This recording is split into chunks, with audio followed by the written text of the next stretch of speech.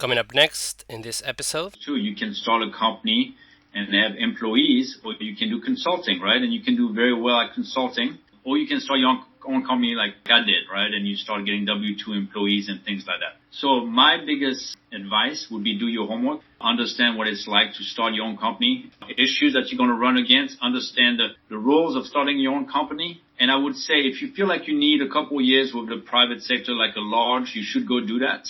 Because it also depends where you come from in the federal government. If you have no understanding of the acquisition, procurement process, budget cycle, I would say you probably should go for a large and understand that piece before you start your own company.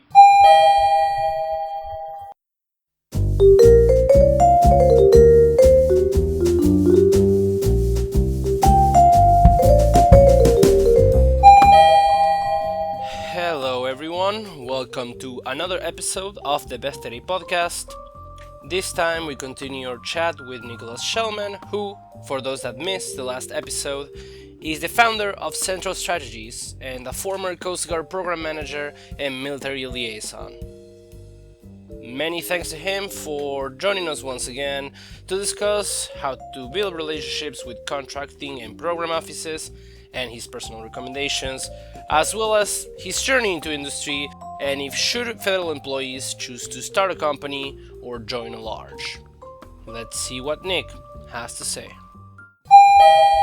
Most companies are not experts on contracting. Most companies are experts on cyber. So can you build a relationship with a contracting officer or contracting specialist with technical issues? Shouldn't they be interested too in serving their customer, their program office? Wouldn't it be the case if I say to a contracting office, hey, look, your section C for this cyber requirement is lacking, is not complete, yes. You're going to have problems. Can I say that to a contracting officer? Or since they are not a cyber expert, they don't care? Or should I try to make it understandable? Or what should be the approach? What do you think about that? They should understand that. And what they should do is turn you over to the SME, the subject matter expert inside the government, to answer those questions or change their requirements. So they should do that, yes. I think often you don't get a response from them, or we're not entertaining any questions from industry at this time.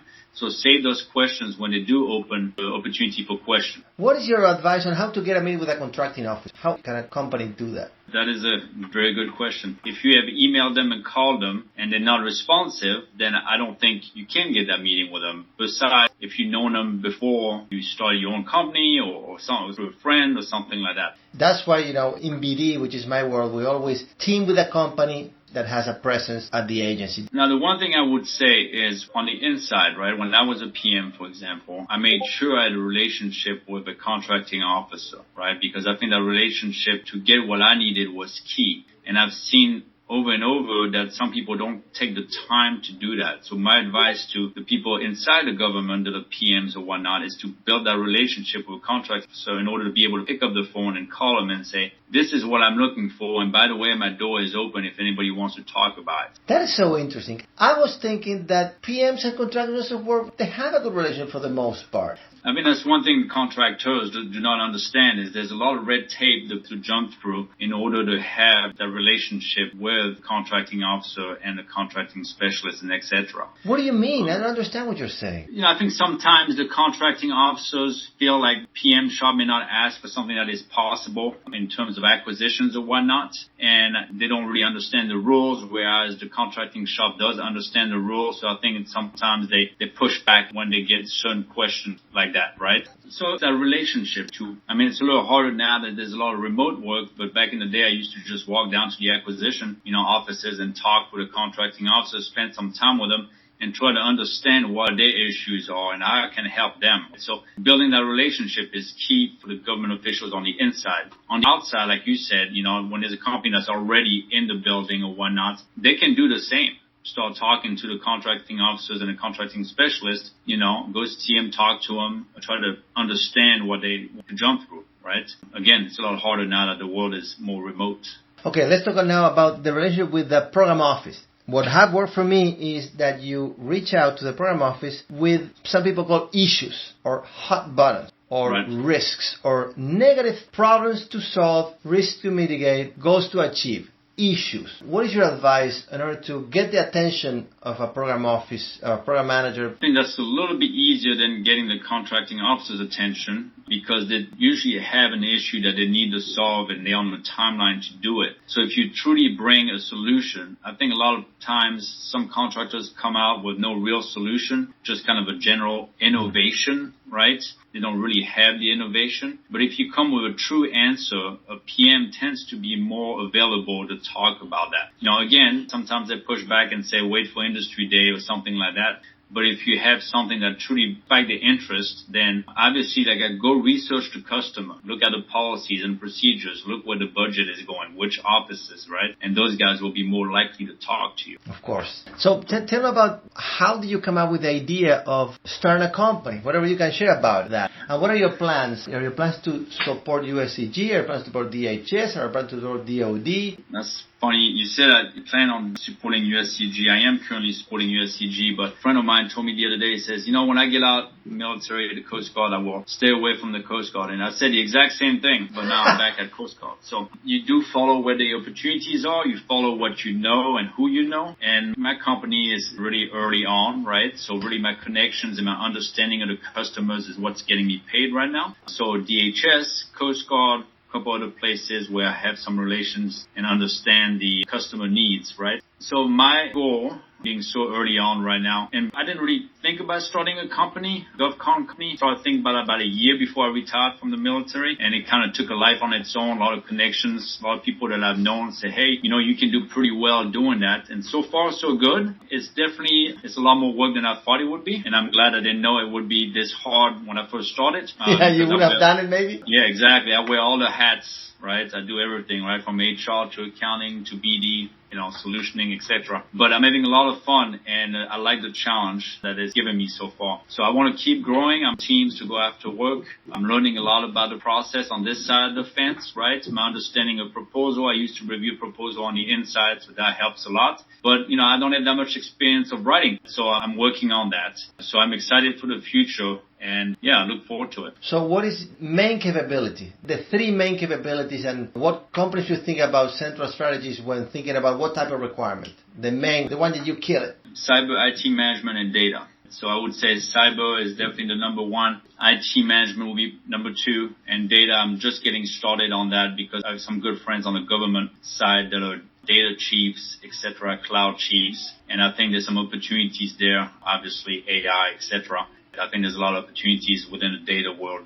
So what are your main relationships in USCG or DHS headquarters or a little bit of everywhere? Definitely DHS headquarters, OCIO shop, USCG, pretty much all over the USCG, C5I Service Center headquarters, some of the program office, right?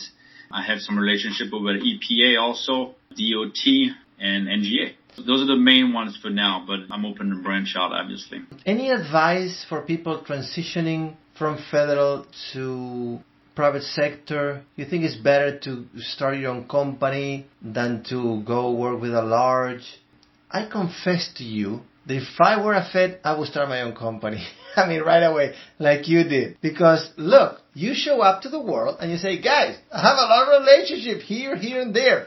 Do you want me in your team? The people will say, most companies will say yes. I mean, you have to keep the winners, right? It's not that easy. But you're going to get a lot of teams, I'm sure. I can imagine you talking with teammates and say, hey, I know this, I know that, I know this guy, this other guy. Of course, I want you in my team. I exchange workshop for win, right? So what is that decision? And maybe I will delete this because I don't want to sound like aggressive to people that just join other companies as employees. But I don't know. I'm just feeling that that's what I would do, what you are doing. Well, so Ezekiel, I'm sure you know that not everybody is meant to be an entrepreneur, right? I guess. And there's a couple of different entrepreneurs too. You can start a company and have employees, or you can do consulting, right? And you can do very well at consulting. And you can also build a company with that one, but it's a little bit different, right? Initially, it's you and you're consulting for other firms and consulting for the government or whatnot, right?